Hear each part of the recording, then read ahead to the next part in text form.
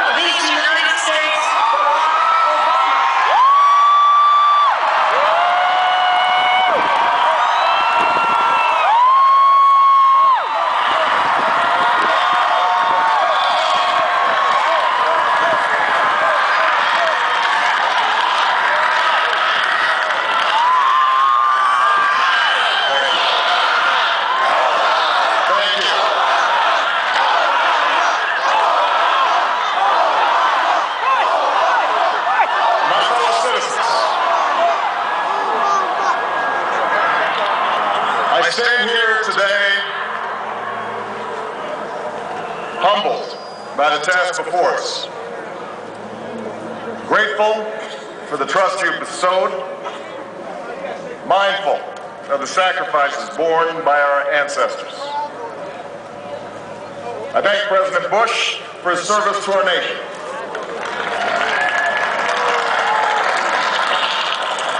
As well as the generosity and cooperation he has shown throughout this transition. 44 Americans have now taken the presidential oath. The words have been spoken during rising tides of prosperity and the still waters of peace. Yet, every so often, the oath is taken amidst gathering clouds and raging storms.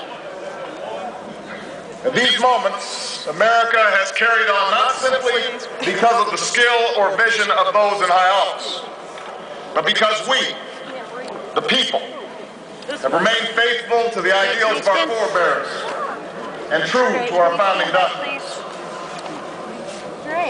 So it has been, so it must be with this generation of Americans. That we are in the midst of crisis is now well understood. Our nation is at war against a far-reaching network of violence and hatred. Our economy is badly weakened, a consequence of greed and irresponsibility on the part of some, but also our collective failure to make hard choices and prepare the nation for a new age. Homes have been lost, jobs shed, businesses shuttered. Our health care is too costly, our schools fail too many, and each day brings further evidence that the ways we use energy strengthen our adversaries and threaten our planet. These are the indicators of crisis, subject to data and statistics. Less measurable, but no less profound, is a sapping of confidence across our land. A nagging fear that America's decline is inevitable, that The next generation must lower its sights.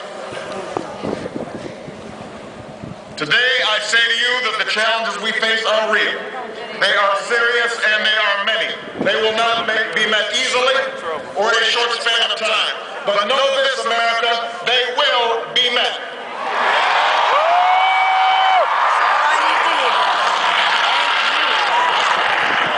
On this day, we gather because we have chosen hope over fear, unity of purpose over conflict and discord.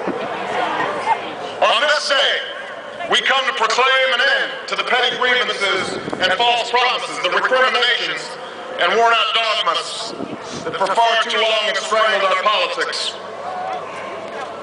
We remain a young nation, but in the words of Scripture, the time has come to set aside childish things. The time has come to reaffirm our enduring spirit, to choose our better history, to carry forward that precious gift, that noble idea passed on from generation to generation, the God-given promise that all are equal, all are free, and all deserve a chance to pursue their full measure of happiness.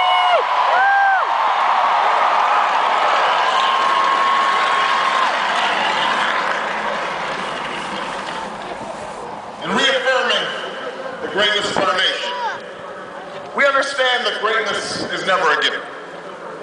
It must be earned. Our journey has never been one of shortcuts or settling for less. It has not been the path for the faint-hearted, for those who prefer leisure over work or seek only the pleasures of riches and fame. Rather, it has been the risk-takers, the doers, the makers of things, some celebrated, but more often men and women obscure in their labor, who have carried us up the long, rugged path towards prosperity and freedom. It's supposed to be over there. For us, they packed up their few worldly possessions and traveled across oceans in search of a new life. For us, they toiled in sweatshops and settled the West, endured the lash of the whip, plowed hard.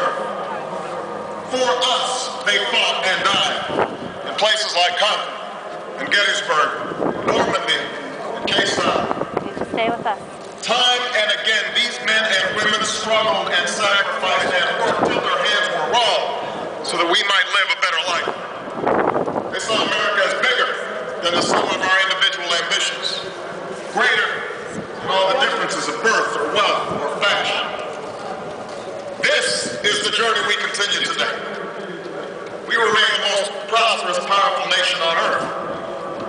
Our workers are no less productive than when this crisis began. Our minds are no less inventive. Our goods and services no less needed than they were last week or last month or last year. Our capacity remains undiminished. But our time of standing pat, of protecting narrow interests and putting off unpleasant decisions, that time has surely passed. Starting today, we must pick ourselves up, dust ourselves off, and begin again the work of remaking America.